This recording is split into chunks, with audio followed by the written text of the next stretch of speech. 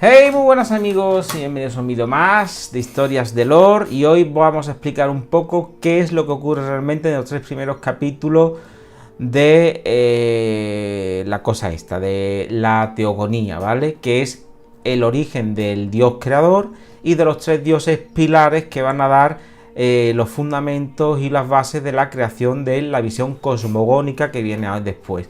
Esto no quiere decir que solamente existan estos cuatro dioses, bueno, cinco si contamos lo que es el árbol, sino que, perdón, lo que es la centella, ya he hecho spoiler, sino lo que es la centella, sino que los otros dioses que van a aparecer precisamente nacen con un propósito cosmogónico, es decir, nacen como encarnaciones de ciertas leyes del universo, ciertas leyes de la vida y ciertas leyes o fuerzas naturales o primigenias, como un elemental, un titán o un gran coloso, podríamos decir en este aspecto. Lo que se intenta explicar de una manera bastante surrealista y metafórica es lo que yo en su día terminé llamando la teología de la disculpa, ¿vale? ¿Y qué es esto de la teología de la disculpa? Bueno, esto viene porque yo cuando era bastante joven, sí, 14, 15 años, yo era una persona con muchas inquietudes religiosas. Y cuando digo muchas, son muchas inquietudes religiosas.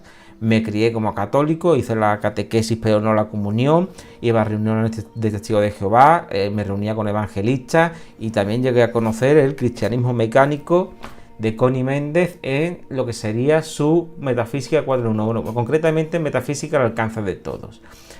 Y este cristianismo nunca terminó, en líneas generales, efectuando el de Connie Méndez, que terminé también alejándome un poco de él, este cristianismo, esta fe cristiana a mí nunca terminaba de llenarme, porque Dios, de alguna manera u otra, era causante directo de todos los males del mundo.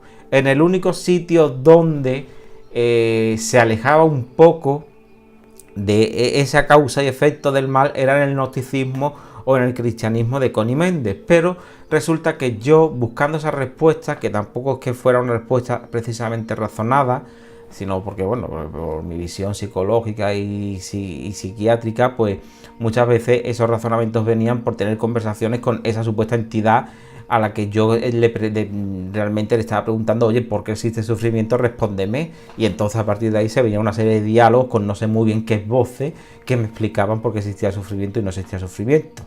Y todo eso pues lo iba plasmando, que ya os enseñaré después apuntes que son más nuevos y demás, pero también tengo otro más viejo. Y de ahí que se llame la teología de la disculpa, porque lo que yo termino desarrollando es una teología en la que hay un Dios que es bueno, más que bueno es compasivo, es decir, que sabe lo que es la compasión hacia las cosas, que es justo, pero que no ha creado el dolor, sino que todo lo contrario, quiere que no suframos como Él sufre. Porque aquí sí que es verdad que hay una visión bastante de Schopenhauer, igual que para nosotros en Schopenhauer existe esa voluntad de poder que es una realidad que está por encima de nosotros, esas leyes de la realidad también están para Dios. Y se entendería que Dios en este caso es como el primer ser no creado, que al igual que nosotros tiene pensamiento consciente y es consciente de su alrededor, pero también tiene un pensamiento subconsciente y también su cuerpo espiritual tiene una serie de necesidades, como puede ser el respirar para nosotros, que en este caso no es que tenga que ser respirar, sino que tiene que tener una serie de necesidades que son innatas como la que hay en nosotros, y una de ellas es precisamente la de crear. Y crear lo hace de una manera involuntaria, es decir, no crea de manera consciente. Esto puede retomarnos un poco a los mitos hindú o al gnosticismo. Él vislumbra esa creación, en el sentido de que la ve, porque ve cómo se está creando, y lo único que hace es compadecerse. Por tanto, yo ahí explico el por qué existe el sufrimiento en el mundo, o mejor dicho, por qué Dios no tiene culpa de que exista sufrimiento en el mundo, sino que al igual que Dios tiene una parte que no puede controlar, igual que nosotros tenemos una parte animal o instintiva que tampoco podemos controlar al 100%, lo que es el bien y el mal se determina únicamente y exclusivamente por nuestras propias decisiones.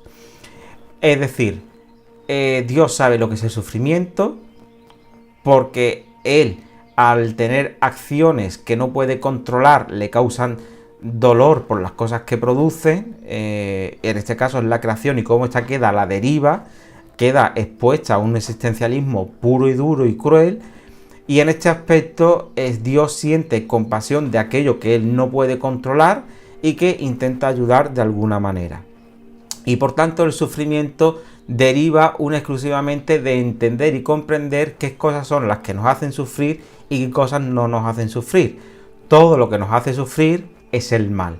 Y cuanto más nos quedamos en el mal, más sufriremos. Es decir, el sufrimiento se debe a que no conocemos lo que es el bien.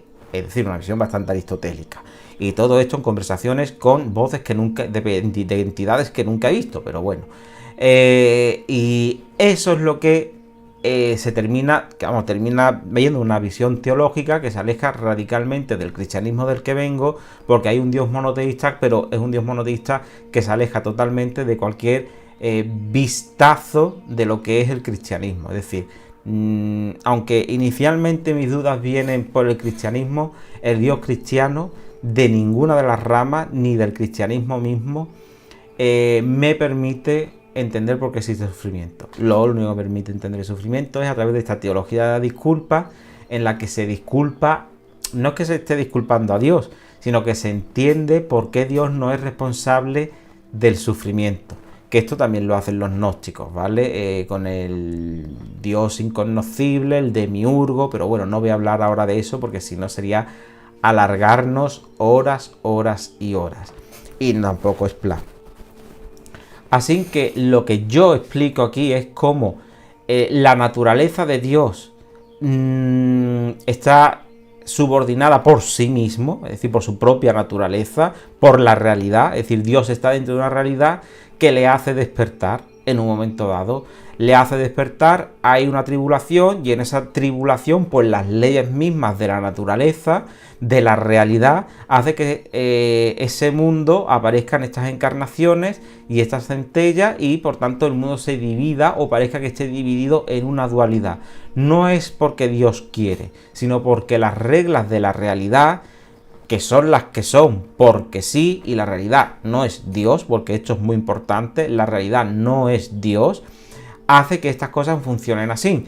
Y nosotros como individuos, para alejarnos de ese dolor y ese sufrimiento, lo único que podemos hacer es entender la realidad en todos sus aspectos científicos, humanos, artísticos y esotéricos, para siempre estar acercándonos a lo que no es el sufrimiento. Es decir, el sufrimiento debe ser entendido, pero no abrazado como hacen otras religiones, que parece que solo llegas al cielo si sufres. No, aquí llegas al cielo si entiendes lo que es el sufrimiento para alejarte de él, que es lo importante.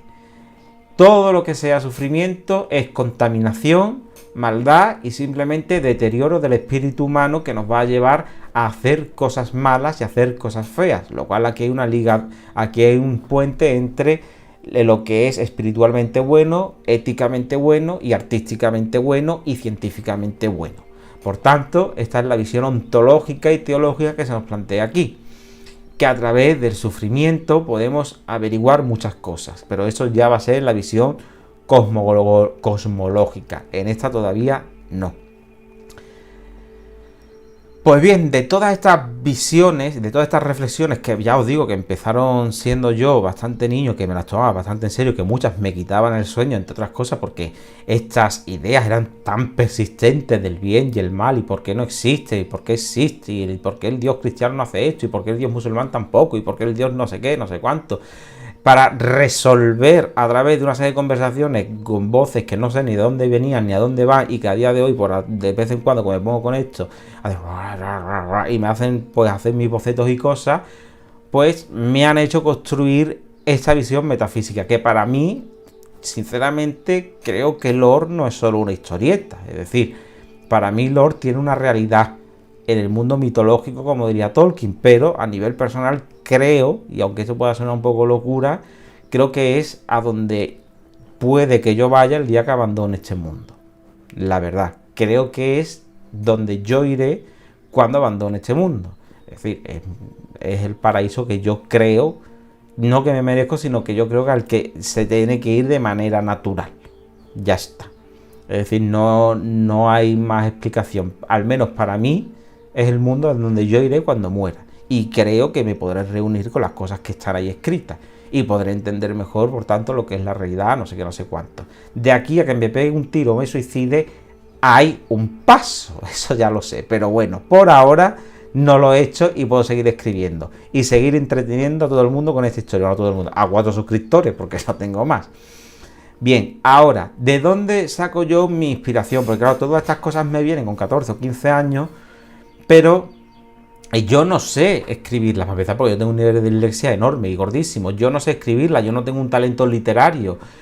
¿Cómo puedo hacerlo? Pues a partir de ahí es cuando sí empiezo a leer cosas que están relacionadas con mis inquietudes, como por ejemplo la metafísica de Connie Méndez, que aquí está muy inspirado y aquí hay mucha manera de escribir de Connie Méndez, bastante en ocasiones. Hay mucha mitología hindú de cómo se crea el mundo, oceánica, asiática, la titanomaquia, las metamorfosis de Ovidio. Es decir, todo esto no es que a mí me sirva de inspiración para inspirarme, sino que las cosas que yo veo, esto me sirve no para inspirarme, sino para darle en cierta manera cómo escribir las cosas para poder explicar bien lo que tengo en la cabeza. Eso es lo que hago, utilizo esto como una especie de plantillas que me permitan variar y cambiar ciertos órdenes para explicar de la mejor manera posible lo que es lo que yo tengo en la cabeza. También hay una visión de los gnósticos, ¿no? Los textos apócrifos, etcétera, etcétera. Que por cierto está firmado por Antonio Piñedo. Pues lo pude conocer en persona. Y en definitiva, pues sí, lo que tenemos aquí o lo que yo estoy explicando es una mística gnóstica, monoteísta, no cristiana de la realidad. Que yo creo que esto es bastante importante. Y de cómo funciona esa naturaleza divina y cómo se divide del mundo material a través de una realidad, ¿vale? Que eso ya se va a ir explicando muchísimo mejor en la cosmogonía, es decir, qué es la realidad, qué es el alma suponiendo de que la haya, dónde van, dónde dejan de ir, etcétera, etcétera. Después, todas estas cosas que yo os digo, voy tomando siempre mis apuntes, es decir, todo esto está aquí, ¿vale? Apuntes, bueno, no solamente aquí hay apuntes de lore, sino que hay apuntes de muchas otras cosas, pero por ejemplo el todo, el cuerpo, la mente y el espíritu, los cuerpos espirituales, Eldiol, el Diatamander, la Trinidad cósmica, alegoría, el panteón, la ira, aquí un pequeño, ¿cómo se llama? Árbol genealógico de los dioses, que aquí hay otro, ¿vale? Aquí al final. Esto es otro árbol genealógico de los dioses, que no sé si se estará viendo bien o no, que está aquí, pero vamos, que hay más árboles genealógicos, es decir, que no son los únicos. Porque como ya os he dicho, veis, aquí hay apuntes los que a veces voy pintando las cosas que veo o que escucho en mi cabeza y que después pues intento también poner y parafrasear en frases. Es decir, que estos son todo apuntes, ¿veis? Las cosas que me vienen y que yo voy haciendo. A ver dónde estaba por aquí. Más apuntes de cómo va a ser esta realidad, por qué es como es, qué es el sueño. Más apuntes con dibujos de lo que veo y lo que me dicen. Más árboles genealógicos de las criaturas que aquí viven. Y tengo que tener otro por aquí un poquito más grande que no lo veo, que fue de uno de los primeros que hice, que quería que se me había perdido y que me dije, pues no se ha perdido, lo voy a traspasar aquí. Esto es, ¿vale? Aquí está el árbol genealógico de todas las divinidades, o aproximadamente todas las que vamos a ver en lore. Estaría empezando pues el dios, los primordiales, los poderes, las leyes. Esto no recuerdo muy bien el nombre, no me gusta cómo quedaba. Hasta finalmente llegar a los seres antropogónicos, ¿vale? Es decir, el origen de los seres antropogónicos, de los seres mortales. Y también en lo que es la segunda parte que voy a escribir después, bueno, lo que es la cosmogonía que viene después de este vídeo, voy a explicar cómo funciona este universo, cuáles son las leyes que lo rigen, cómo se puede conocer, su epistemología, su metafísica, su estética y cuál es el comportamiento prácticamente de las entidades que ahí van a ver. Y una vez que lleguemos a la culmen de esa visión cosmogónica en el que se van a crear una serie de dioses que sirven prácticamente como leyes o guardianes de ciertas cosas, pasaremos a la visión antropogónica, el nacimiento de los seres mortales, y a partir de ahí empieza ya la historia y Ansas Castilla, y podremos conocer a nuestra querida amiga, bueno, no voy a dar nombres, pero iremos conociendo poco a poco a los protagonistas cabroncetes que nos vamos a encontrar, y ahí ya veremos mejor qué es el bien y qué es el mal, etcétera, etcétera. También suelo hacer los apuntes aquí. Muchas veces lo hago en folio, los paso, o los que hago después los paso en limpio para tenerlo. Y esto pues básicamente son los que he ido pasando en limpio, que me faltan dos que estén por ahí de lo que es la teogonía, ¿vale? Y me faltan dos que tienen que estar por ahí. Todo esto es la teogonía, ¿vale? El origen de estas cuatro, los tres, el Dios, los tres primordiales y la encarnación de los cinco, ¿vale? Al final son 5. Y en definitiva, bueno, quería explicaros un poco cómo es este mundo de lore, por qué es un poco como es, qué es lo que intento explicar, y lo que quería era decir, pues eso, la teología disculpa. Es decir, yo propongo una teología que en este caso habrá gente que crea que es cristiana, otros que no, yo no la considero cristiana, de cómo la voluntad de poder de Schopenhauer no solamente influye en los seres humanos, sino también en los seres divinos, y en este caso en Dios, quien por la realidad, las fuerzas de la naturaleza, de la realidad misma, pues despierta, se hace una creación de manera inconsciente, empieza a crearse, y a través de actos se va averiguando qué es lo que está bien y lo que está mal, y así poder alcanzar lo que es nuevamente la divinidad y alejarnos de aquello que es malo, que ya hablaré más adelante de lo que es bueno y es malo en otros vídeos, ¿vale?